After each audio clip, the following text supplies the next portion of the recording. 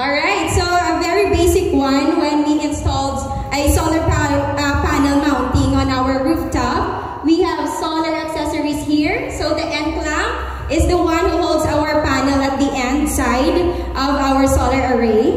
We also have a aluminum mid clamp, the one who clamps our panel in the middle. Of course, we have the aluminum rails nga tungtungan sa aton panels. But before the aluminum railings, the one nga very vital is the L foot, the one with the L shape nga ginatakod ta sa aton babaw ato. So we are also having the splice kit rail connector. It is the one nga angot naman sa aton railings if we have some cuttings. So these accessories are one of the vital gid nga kinanglanon before we will have our solar panel set up sa aton atop. So in VCY Solar, we are having this product. So it is an aluminum kind of product. So the next one, this is for the rooftop mounting setup. Next slide. Next slide shows the ground mounting. So VCY Solar not just supplied for the roof mounting setup. If you have a solar projects that is a ground mount setup, so we could supply it. So we have available like a screw type na setup. So in VMC, we have here the first picture. So ground mounting yung ginamit with the screw type ground mounting setup. So we also have here the aluminum ground system with concrete foundation. So one thing nga importante is that we should know kung ano nga place ang aton installan. So what are the proper materials we will use for installing the solar panels or the solar setup. So if you have a ground mounting setup, a roof mounting setup, so VCY Solar is available and ready to supply all of your needs. So next slide, we also have, alright, this is an example of a screw type ground mounting design. So this is the one who has been installed in the VMC within this year, 2025. So in installing the ground mounting setup, we also using the solar pile driving machines to install the screw type na ground mounting setup. So later on, we will know more about that installation. Alright, next slide. Alright, the very also important gid sa aton. So we will know more about this later through Engineer FCA Ying. So we have PV wires and also the MC4 connectors. So next slide also we have here the disconnecting devices from DC and AC breakers. We also have the ATS, or most of you also use MTS. And we also have AC or DC SPD and the enclosures and also cable tray. So most of the on-hand of VCY Solar supply is we are supplying this kind of disconnecting devices. So later on we will know more about paano siya i-install or gamiton naman. So I do believe na familiar man siya sa inyo.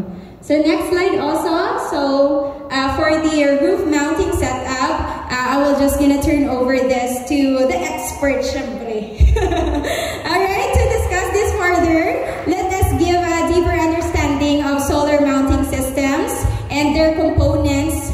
So let's now give the stage to someone who truly knows the nuts and bolts of this all. So please welcome the expert, Engineer FCA from VCY Solar. Let's give him a big round. Good morning, Liwat. Daw mauya ka naman. Actually, hindi ba ko expert, pero at least continue lang to on ba lang. Kaya yung mga sa atin sa engineering, di man alam-alam, kundi initiative kung paano mag-alam, mag-to-on. So, sa topic subok is more on the accessories. Kumbaga, tinatawag ni sa naman sa mga opisina as what? Safety officer. Okay? Kaya nga man, ginakip ya kita safe agaton man components sa solar. Especially sa mag-install ta sa rooftop. So, as you can see, next.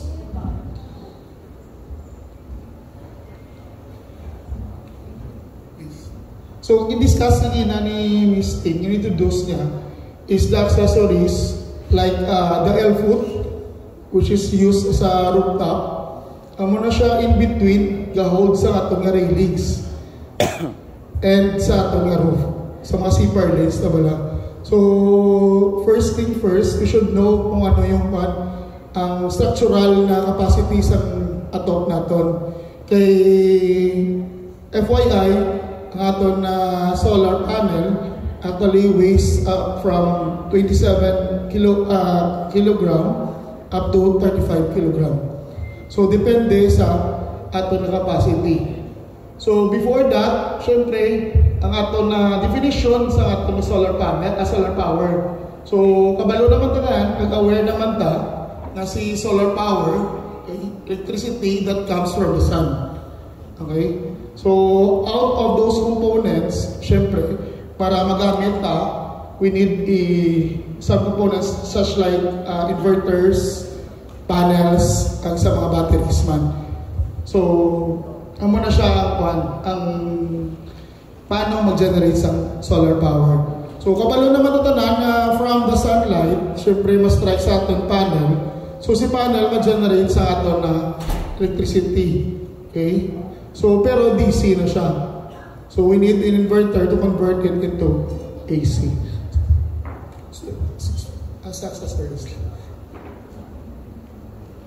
Okay, but this is what I'm saying a while ago. So, from sunlight, syempre, ma-strike sa ato na panel.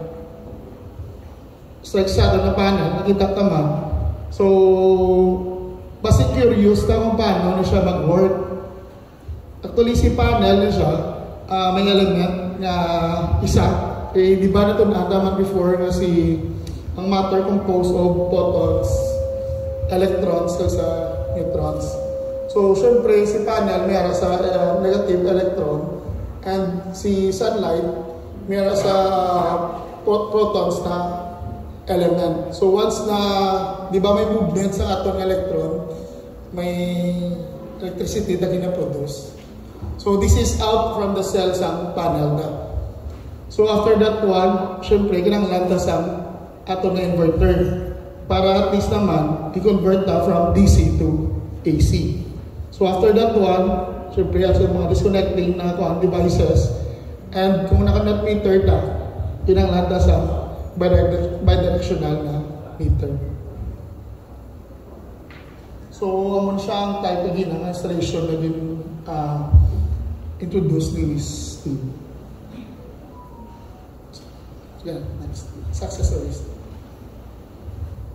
Okay, muna sa mga accessories again, railings and clamp, L-foot. Sa mga wires naman, PB wires, of course, kung may wire ka, dapat may connector ka, MC4 connectors. So, this is how we connect the railings and the L-foot sa babaw sa nato. So, basic sa kung sino aspiring na installer, kung nakita ta, subong, ang ari special siya na tools, considering that ang ato na ato is tile roof. Okay? Tile roof. So kung tile roof siya, makakatagin ng isang tile, then ipasulod na siya. This serves as a L-foot sa mga tile na materials. So after that one, install ng railings, okay? Through the help ng mga clamps, masecure ang ato na panel. Okay? So, amo na siya kung ato naman nga to is thin naman or galvanized, okay? So, we will be using the L-foot. Okay? Wala lang sa kakason na ato, kundi i-direct siya. So, from the tech screw, sa atop ta existing, so i-pull out talaga siya. Then, isla na sa tech screw, ang gina-provide naman, which is dako sa size. Then, ibalik na ang screw together with the L-foot. So, as you can see, damo hindi nga mo na-encounter na problema na mambal sila na nag-install ng solar tapos nagtulo din ng ating atop. But, in the installation, kung nakita nyo, ara sa groove sa babaw sa rib. sa ato na ato. So, imposible naman nga masaka ang tubig para magtulo dira. Okay? So, ang isa lang na siguro nga nakita namon nga tubod nga to, the way nga paadto na kung di na maubra. Ang ginatapakan na bala. So, syempre, kapiktagin na siya.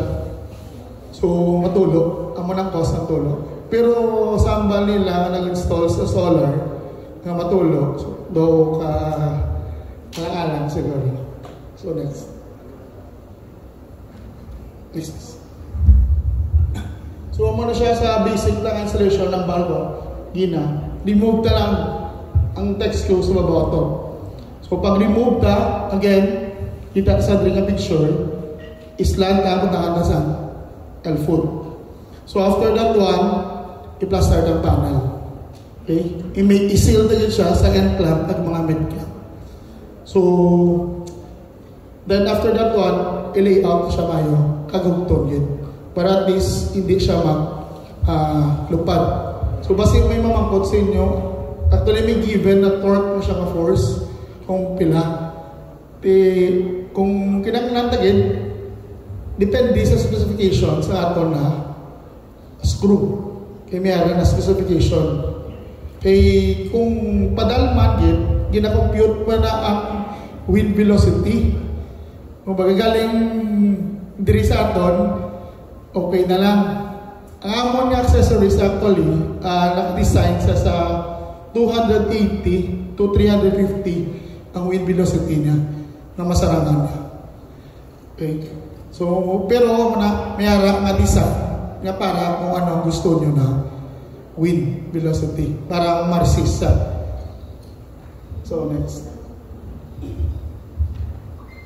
So, ano siya, step by step ta para klaro again.